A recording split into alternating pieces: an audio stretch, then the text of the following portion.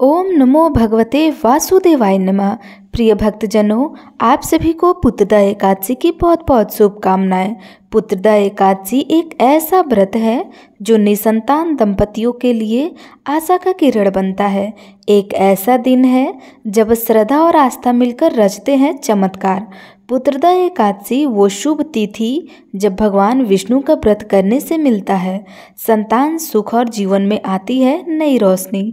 आज के इस वीडियो में हम आपको सुनाएंगे पुत्रदा एकादशी की वह पावन कथा जो केवल एक राजा की नहीं बल्कि हर उस भक्त की कहानी है जो विश्वास के साथ व्रत करता है। तो आइए बड़े ही श्रद्धा और भाव से सुनते हैं आज की कथा। पुत्रदा एकादशी की पावन कथा सुनाने से पहले आपको सुनाते हैं पुत्रदा एकादशी के महत्व की कथा। प्राचीन समय की बात है, भद्रावती नामक एक सुंदर नगरी थी जो पर्वतों और नदियों से घिरी हुई थी। इस नगर के राजा थे महिजीत। वे सत्यप्रिय, दयालु और प्रजा के कल्याण में दिन रात लगे रहते थे। नगर में किसी को दुख तकलीफ ना हो इसका विशेष ध्यान रखते थे। नगर में अन्न का भंडार कभी खाली ना होता था। गरीबों के लिए अन्य क्षेत्र हमेशा चलता रहता था और मंदिरों में भजन कीर्तन गूंजते रहते थे। परंतु इस सुख समृद्धि के बीच भी राजा और रानी की आंखों में हमेशा एक छुपा हुआ दुख था कि उनकी कोई संतान नहीं थी।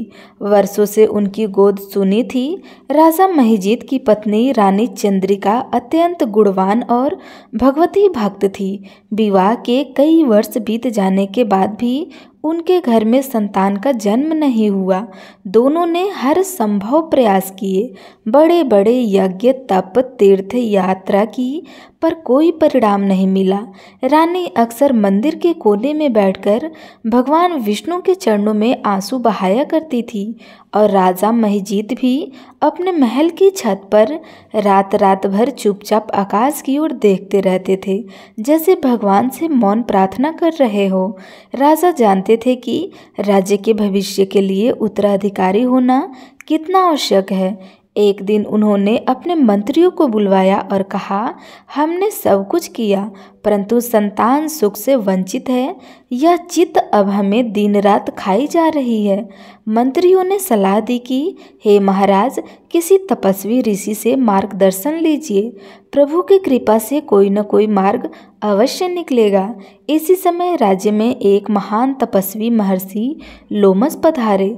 महिजीत ने रानी चंद्रिका के साथ उनके दर्शन किए और अपनी व्यथा सुनाई। राजा की आंखों से आंसू बहते हुए बोले, भगवान, राज्य समृद्धि है, प्रजा सुखी है, परंतु संतान न होने के कारण हमारा जीवन अधूरा है। कृपया करके कोई उपाय बताइए। तब महर्षि लोमहर्ष ने ध्यान करके कहा, राजन, पूर्व जन्म के कर्मों के कारण ही इस जन्म में संतान सुख नहीं मिला है, परंतु एक उपाय है, पुत्रदा एकादशी का व्रत। इस व्रत को पूरे विधि विधान से सच्चे मन से करने पर भगवान विष्णु संतान सुख का वरदान देते हैं। महर्षि लोमस की बात सुनकर राजा रानी ने तुरंत व्रत का संकल्प लिया। उन्होंने तय किया कि इस बार का पुत्रदा एकादशी व्रत वे पूरी प्रजा के साथ करेंगे ताकि पुण्य का फल भी बढ़े। पुत्रदा एकादशी के एक दिन पहले पूरा नगर दीपमालाओं से सजाया गया। मंदिरों में केसर, चंदन, कमल के फूलों से विशेष सज्जा की गई। नगर वासियों से भी कहा गया कि वे भी व्रत रखें और रात्रि में जागरण करें। राजा और रानी ने उपवास की निश्चय कर गंगा जल से स्नान किया। उन्होंने पीले वस्त्र पहने, रत्न जटित मुकुट नहीं बल्कि सादे पुष्पों की माला धारण की और भगवान के सामने दासत्व भाव में खड़े रहें। राजा ने हाथ जोड़कर भगवान से प्रार्थना की कि हे विष्णु भगवान, मैं केवल राज्य के उत्तराधिकारी के लिए नहीं बल्कि इस राज्य की प्रजा के भविष्य के लिए संतान की कामना करता हूँ। हे भगवान, हम पर कृपा करे और हमारी गोद भरे। रानी चंद्रिका ने भगवान को तुलसी दल अर्पित करते हुए कहा, हे प्रभु, यदि मेरा पतिव्रता धर्म सच्चा हो तो हमारी सुनी गोद को पुत्र रत्न से भर दीजिए। रात को महल के प्रांगण में भजन कीर्तन हुआ। शंख, मृदंग और बीड़ा की ध्वनि से वातावरण भक्तिमय हो गया।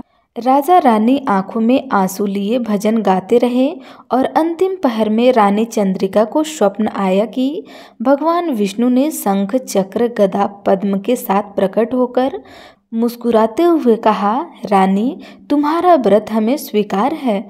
तुम्हें शीघ्र ही एक तेजस्वी पुत्र की प्राप्ति होगी। कुछ महीने बाद रानी गर्भवती हुई। इस समाचार से नगर में उत्सव मनाया गया।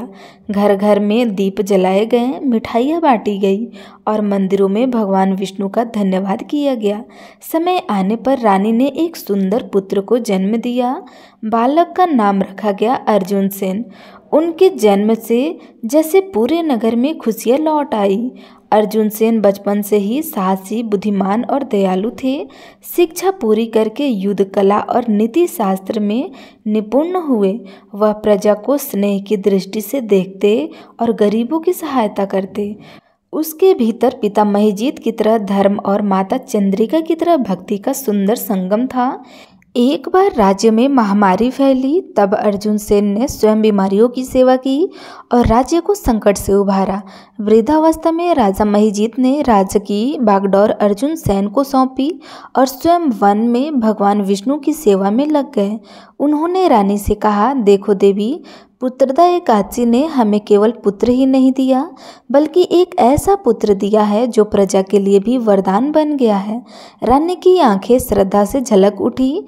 अर्जुन सेन ने राज्यकाल में भद्रावती नगरी समृद्ध और शांतिपूर्ण रही। सभी लोग भगवान विष्णु की कथा सुनते, व्रत रखते और अपने जीवन को धन्य करते। नगर वासियों में यह कहावत प्रसिद्ध हो गई कि जहाँ पुत्रदा एकादशी का व्रत होता है, वहाँ श्री हरि विष्णु भगवान स्वयं अपनी कृपा बरसाते हैं। पुत्रदा एकादशी का व्रत केवल पुत्र प्राप्ति के लिए नहीं, बल्कि भगवान का अटूट विश्वास और धर्म के मार्ग पर चलने का प्रतीक है। जब प्रार्थना सच्चे मन से की जाती है तो प्रभु असंभव को भी संभव कर देते हैं। तो प्रेम से बोलिए श्री हरि विष्णु भगवान की जय।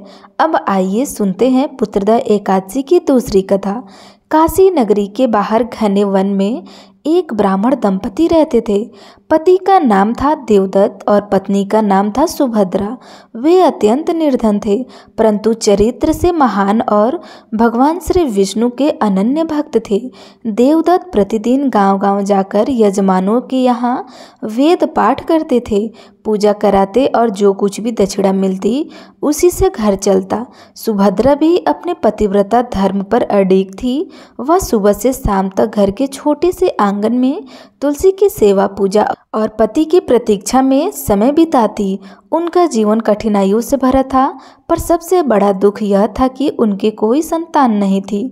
सुभद्रा की गोद सुनी थी। जब भी किसी पड़ोसन की गोद में बच्चा देखती, उसकी आंखें भर आती थी। देवदत्त उसे समझाते कि देवी, भगवान जो देंगे वही हमें स्वीकार है, पर सुभद्रा की मन की पीड़ा समय के साथ और बढ़ती गई। वर्षा ऋतु का समय था। चारों ओर हरियाली थी, पंछी गा रहे थे, नदी कलकल बह रही थी, परंतु सुभद्रा के मन का शून्य भरने का नाम ही नहीं ले रहा था। एक दिन वह गंगा तट पर बैठी अश्रुपूर्ण नेत्रों से भगवान को याद करने लगी। उनके करुणा स्वर में कहा, प्रभु, मैं जानती हूँ कि सब कुछ आपके हाथों में है, पर क्या मेरी गोद यूं ही सूनी रह जाएंगी? क्या मेरा जीवन ऐसे ही बीत जाएगा? वहीं पास में एक वृद्ध ऋषि तपस्या कर रहे थे। उन्होंने सुभद्रा की पुकार सुन ली और पूछा, बेटी, क्यों रो रही हो? तब सुभद्रा ने सारा हाल कह के सुनाया। तब ऋषि बोले, बेटी, पुत्रदा एकादशी का व्रत संतानहीन दंपतियों के लिए अमोघ है। यह व्रत मन, वचन और कर्म से पवित्र होकर करना चाहिए। उस दिन जल में भी सच्चे मन से प्रभु का स्मरण करना चाहिए और रात्रि को जागरण करना चाहिए। भगवान विष्णु की कृपा से तुम्हें अवश्य संतान सुख मिलेगा। सुभद्रा ने निश्चय कर लिया कि इस बार वह यह व्रत पूरे मन से करेंगी। एकादशी के एक दिन पहले सुभद्रा ने घर को साफ सुथरा किया, तुलसी को जल चढ़ाया, दीप जलाया और प्रभु से प्रार्थना की कि उनका व्रत सफल हो। देवदत्त भी प्रसन्न हुए कि उनकी पत्नी के मन में फिर आशा का दीप जला है। अगली सुबह सूरज की पहली किरण के साथ सुभद्रा उठी, गंगा में स्नान किया और पीले वस्त्र धारण किए। उसने तुलसी की माला से ओम नमो भगवते वासुदेवाय नमः का प्रारंभ किया। देवदत्त ने भी घर पर भगवान विष्णु की मूर्ति के आगे दीप जलाए और उपवास का संकल्प लिया। पूरे दिन उपवास और पूजा के बाद दोनों ने केवल फल और जल लिया। सुभद्रा ने विष्णु सहस्त्र नाम का पाठ किया, भगवान की आरती की और रात्रि में जागरण का संकल्प लिया। दीपक की मंद रोशनी में वह भगवान के चित्र को निहारती रही। उसने कहा, प्रभु, मैं आपकी शरण में हूँ। आपने चाहा तो पुत्र मिलेगा, न चाहा तो भी मैं आपकी भक्ति कभी नहीं छोड़ूंगी। आधी रात बीतते बीतते सुभद्रा को लगा जैसे उसकी थकान दूर हो गई हो। मन में अपार शांति का अनुभव हुआ। वह हरि नाम गाती रही। आंसू उसकी आंखों से बहते रहे, पर हृदय हल्का होता गया। अंतिम पहर में उसे स्वप्न आया। भगवान विष्णु शंख, चक्र, गदा और पद्म धारण किए प्रकट हुए। उन्होंने कहा, बेटी, तुम्हारे व्रत ने हमें प्रसन्न किया है। तुम्हें पुत्र रत्न की प्राप्ति होगी और वह बड़ा होकर महान विद्वान और तपस्वी बनेगा। स्वप्न में जागरूक सुभद्रा की आंखें खुली। उसने देवदत्त को सारी बात बताई तो देवदत्त की आंखों से भी अश्रु बह निकले। दोनों ने भगवान का बार बार धन्यवाद किया। कुछ महीने बाद सुभद्रा गर्भवती हुई। यह समाचार जैसे पूरे गांव में प्रकाश की तरह फैल गया। पड़ोसन मिलने आई। सबने कहा, देखो भगवान की कृपा। दिन बीतने के साथ सुभद्रा ने भी हर दिन तुलसी माता की सेवा और भगवत भक्ति को और अधिक बढ़ा दिया। समय आने पर एक दिव्य तेजस्वी पुत्र का जन्म हुआ। उसका नाम रखा गया वेदांत। वेदांत बचपन से ही गंभीर और शांत स्वभाव के थे। उसे वेद पुराणों में विशेष रुचि थी। वह बड़ा हुआ तो ऋषि कश्यप के आश्रम में भिक्षा लेने गया। वहाँ उसने वेद शास्त्र, आयुर्वेद, ज्योतिष सब कुछ सीखा। गुरु के प्रति विनम्रता और सेवा के कारण वह सबका प्रिय शिष्य बन गया। वेदांत ने केवल ज्ञान ही नहीं बल्कि सेवा को भी जीवन का उद्देश्य माना। वह रोगियों की सेवा करता, अनाथ बच्चों को पढ़ाता और गांव और गौशाला बनवाया। उसकी कृति इतनी फैली कि दूर दूर से लोग उसे अपना गुरु मानने लगे। पर वेदांत सदा कहता, यह सब मेरे माता पिता की तपस्या और भगवान विष्णु की कृपा का फल है। वृद्धावस्था आने पर देवदत्त और सुभद्रा ने देखा कि उनका पुत्र न केवल ज्ञानी है बल्कि सैकड़ों लोगों के लिए आशा और आस्था का स्रोत बन चुका है। एक दिन देवदत्त ने सुभद्रा से कहा, देवी देखो, पुत्रदा एकादशी का फल केवल हमें पुत्र ही नहीं मिला बल्कि ऐसा पुत्र की प्राप्ति हुई जो सबके लिए वरदान है। सुभद्रा की आंखें भर आई, लेकिन उसके आंसू संतोष और आनंद के थे। पुत्रदा एकादशी का व्रत सिर्फ पुत्र प्राप्ति के लिए नहीं बल्कि सच्ची श्रद्धा, भक्ति और सेवा का भाव का प्रतीक है। भगवान केवल वही नहीं देते जो हम मांगते हैं बल्कि उससे भी अधिक और अधिक श्रेष्ठ देते हैं। तो प्रेम से बोलिए श्री लक्ष्मी नारायण भगवान की जय। प्रिय भक्तजनों, एकादशी व्रत का पूर्ण फल तभी प्राप्त होता है जब व्रत निष्ठा के साथ नियम पालन के साथ किया जाए और शुभ मुहूर्त का ध्यान रखा जाए। तो चलिए आपको बताते हैं इस बार सावन महीने की पुत्रदा एकादशी कब है। क्योंकि इस दिन भद्रा भी है तो एकादशी व्रत वाले दिन भद्रा काल कब से कब तक रहेगा, भद्रा का वास कहाँ रहेगा, क्या आप अपनी एकादशी की पूजा इस समय कर सकते हैं, दसवीं तिथि के नियमों का पालन आपको कैसे करना होगा, इन सभी प्रश्नों का उत्तर आइए जानते हैं। सबसे पहले द्वादशी तिथि में जिस दिन व्रत खोला जाता है उस दिन द्वादशी तिथि लगते ही जो 1/4 प्रहर होता है यानी शुरुआत के 5 से 6 घंटे का जो समय होता है वह हरिवासर का समय होता है। इस समय एकादशी के नियमों के अनुसार व्रत खोलने से बचना चाहिए। इस समय खोला गया व्रत हमेशा अधूरा रहता है और भगवान विष्णु भी ऐसे व्रत को स्वीकार नहीं करते हैं जो हरिवासर के समय खोला जाए। तुलसी के पत्ते दसवीं तिथि को ही तोड़कर रख लेना चाहिए क्योंकि नियमों के अनुसार एकादशी के दिन तुलसी जी में ना तो जल चढ़ाया जाता है और ना ही तुलसी के पत्तों को तोड़ा जाता है। अगर आप तोड़ना भूल जाते हैं तो आप गिरे हुए पत्तों को साफ जल से धोकर भी भगवान को समर्पित कर सकते हैं।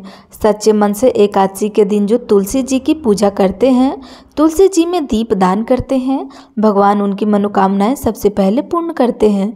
इस बार एकादशी की तिथि प्रारंभ होगी 4 अगस्त दिन सोमवार को सुबह 11:42 से और एकादशी की तिथि समाप्त होंगी 5 अगस्त मंगलवार को दोपहर 1:12 पर।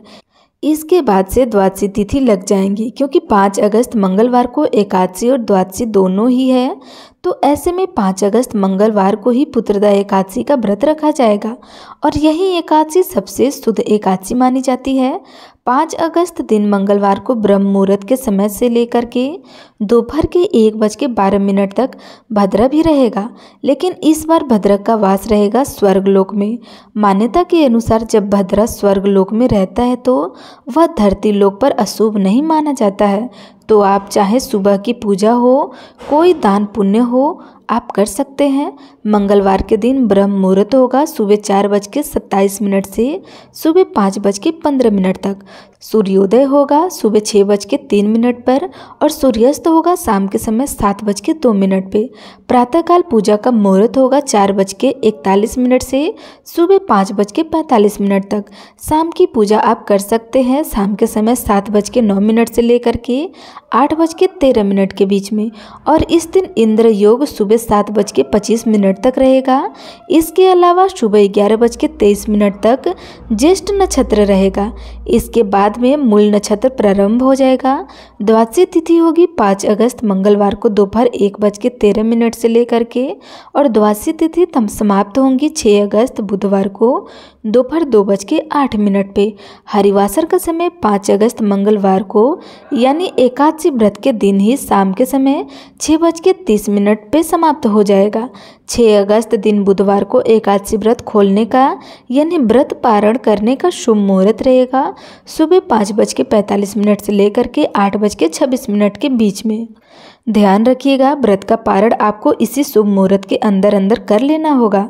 इसके बाद व्रत का पारण करने का कोई मुहूर्त आपको प्राप्त नहीं होगा। आज की यह वीडियो आपको अच्छी लगी हो तो लाइक अवश्य करिएगा। धन्यवाद।